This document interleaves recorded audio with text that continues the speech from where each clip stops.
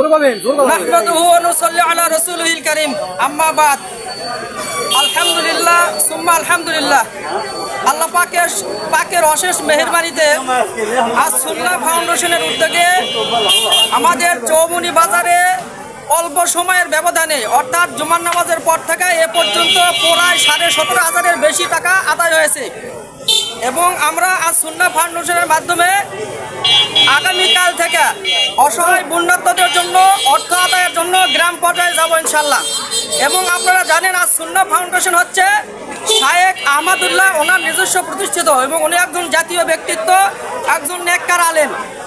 এবং আজ সুন্নাহ ফাউন্ডেশনে যদি আমরা যে অর্থটা দেব আল্লাহর ফজলে করমে আশা করা যায় এক চারানা পয়সা এদিক সেদিক যাওয়া তো দূরের কথা, এই টাকা অত্যন্ত সযত্নে আদায় করার পর অত্যন্ত নিয়মতান্ত্রিক সুশৃঙ্খলভাবে আজ সুন্নাহ ফাউন্ডেশন পর্যন্ত পৌঁছে দেওয়া হবে এবং আদায়কৃত অর্থ যেটি বন্যার্তদের জন্য আমি শুনেছি যে 4 ধাপে তাদের পাশে খরচ করা হবে।